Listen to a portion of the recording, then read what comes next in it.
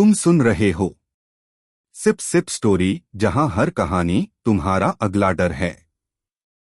अगर डर पसंद आया तो लाइक करो, कमेंट में अपना खौफ लिखो और सब्सक्राइब करो ताकि अगली रात भी मैं तुम्हें जगा सकूं। दिसंबर की आधी रात थी। कोहरा इतना घना था कि हाई बीम पर भी 10 फुट से आगे कुछ नजर नहीं आ रहा था। हरियाणा के पलवल से पंजाब की ओर जा रहे बलराम का पुराना ट्रक HR38Z 1144 ठंडी हवा में धड़धड़ाता हुआ बढ़ रहा था। बलराम ने रेडियो बंद कर रखा था क्योंकि आवाज अजीब गूंज रही थी, जैसे ट्रक के अंदर कोई और भी धीरे धीरे गुनगुना रहा हो। उसका क्लीनर पप्पू पिछली सीट पर ऊँघ रहा था। रोड पूरी तरह सुनसान थी, लेकिन अचानक उसने देखा कि सामने दूर एक लाल पीले फूलों से सजा छोटा सा वाहन धीरे धीरे चल रहा है, जैसे किसी शादी या शवयात्रा का हिस्सा हो। बलराम ने हैरानी से सोचा, रात के 1:30 बजे यहाँ कौन बारात या शव ले जा रहा है।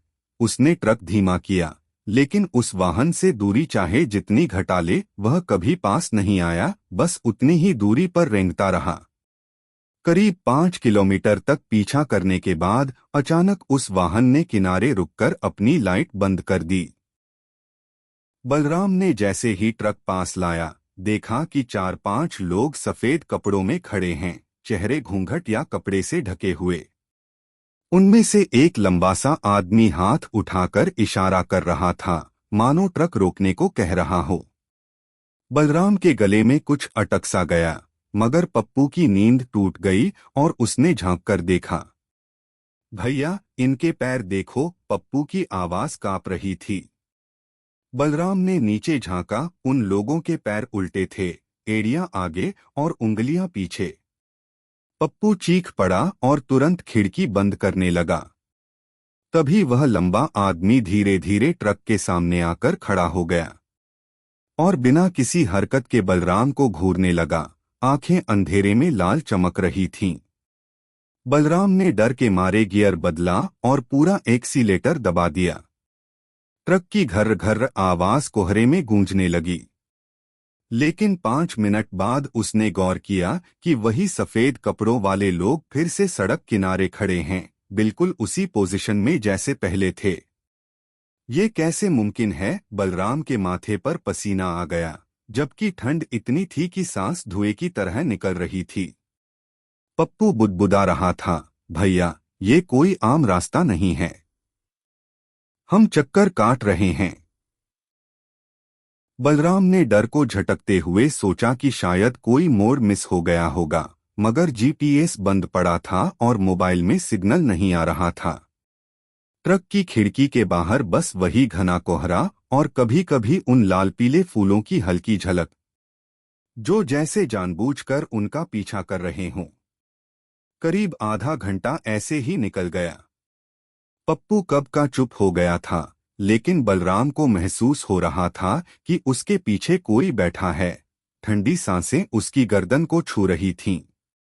डर के मारे उसने शीशा देखने की हिम्मत नहीं की। तभी अचानक ट्रक के रेडियो ने अपने आप चालू होकर एक बहुत पुराना भजन बजाना शुरू कर दिया, जिसमें राम नाम सत्य है बार बार दोहराया जा रहा था। वही वाक्य जो शवयात्राओं में बोला जाता है।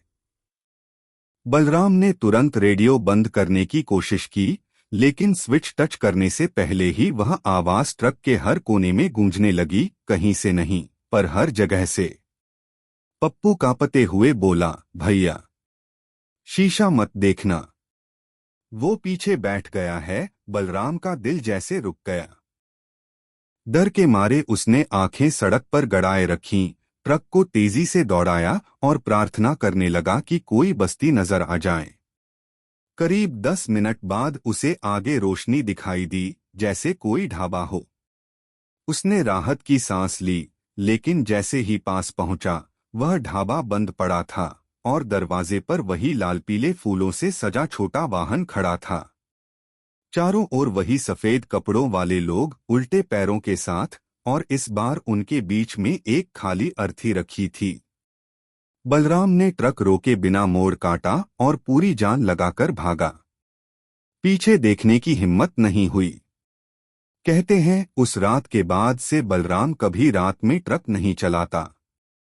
और अजीब बात यह है कि उसके ट्रक का नंबर HR38Z1144 आज भी किसी को नहीं मिला, जैसे वह ट्रक उस रात के बाद सड़क से गायब हो गया हो।